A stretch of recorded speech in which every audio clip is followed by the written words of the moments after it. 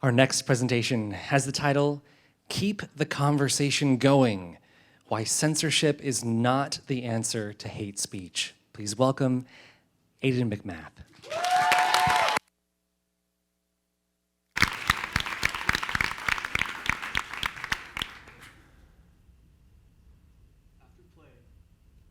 A successful show on stage with his blues band. African-American piano player named Daryl Davis sat at the bar and had a drink. A patron of the bar came and sat next to him and complimented him on his performance. After some chat, the patron told Davis that this was the first time that he had ever sat and had a drink with a black man. Davis, confused by this, asked the man how that was even possible. The patron responded, "Well, I'm a member of the Ku Klux Klan." If you were in Davis's position, how would you respond to this? You are talking to someone who views you as less than human. This man is in a group responsible for some of the worst cases of hate speech and hate crimes in American history. Shouldn't you just get up and walk away? Free speech defenders may argue that even the worst of opinions should be protected by the First Amendment, but is that really moral? We all want hate speech to end, so shouldn't we just censor it? And isn't tolerating hate speech a form of endorsement? Although hate speech is undeniably gross and offensive, I believe that censorship is not the solution. Instead, we should practice counter-speech, for debate and communication are the most effective ways to change people's minds. Firstly, what is free speech? Free speech is the right of American citizens to express themselves and their beliefs without fear of government restriction, so long as they do not directly harm or threaten the lives of others. Well, then what is hate speech? Hate speech is an offensive or prejudiced form of speech that is primarily targeted at minority groups such as African Americans or members of the LGBT community. Now, I want to briefly cover now a few reasons as to why censorship is not the ideal solution to hate speech. Firstly, censorship contradicts the First Amendment of the Constitution. We, as citizens of the United States of America, are guaranteed the God-given right to the freedom of speech. And without this right, we could be punished by law for holding the wrong views or spouting the wrong speech in the eyes of the government. Secondly, censorship does not end hate as it is intended to.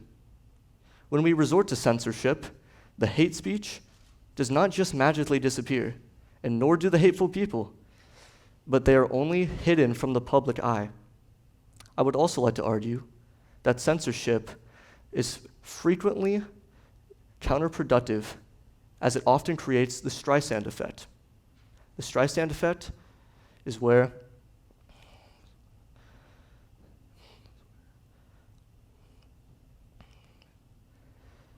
the attempt to hide or censor something, whether it be speech, imagery, or film, often brings more attention to it. For example, when multiple theaters in 2014 refused to screen the movie called The Interview, the film received far greater coverage than it would have ever gotten if it had just been released in theaters normally. The censorship of hate speech leads to the same exact result. Silencing hate just brings more attention to it. Lastly, I would argue that censorship stops any debate from occurring. When debate is restricted, common ground is unachievable, and without some form of mutual respect, civil discourse breaks down, and we as a society cannot progress. The violence that we saw in Charlottesville and in Berkeley will repeat if civil discourse is not practiced. Now, we can all agree that hate speech is disgusting, but some go further than this, saying that hate speech is genuinely harmful to those targeted by it, and any form of harmful speech should not be constitutional. And while I agree that harmful speech, such as fighting words, should not be protected by the US Constitution, offensive speech is not the same as harmful speech. Hate speech is legally protected by the First Amendment, whereas fighting words, threats on someone's life, or calls to violent action are not. Hate speech and fighting words are not the same, and they cannot be grouped together, because all hate speech can do is offend. It does not pose a true enough threat to justify criminalization. And once hate speech does become harmful, it then morphs into another form of speech that is already outside the protection of the First Amendment. So then, what do we do about hate speech exactly? The answer is counterspeech. Well, what is counterspeech? Counterspeech is the act of challenging and opposing speech that you disagree with by using your own form of speech. Counterspeech is superior to censorship because it not only respects the First Amendment, but it encourages further use of it. Censorship, on the other hand, stops speech on both sides. It silences the hateful people, and it robs us the opportunity to talk to these people, to try to change their minds and show them the truth. The only way to truly end hate is through having more of these debates and these dialogues. We need more speech, not less. I brought up Daryl Davis earlier for a reason. Davis understands what I'm telling you now.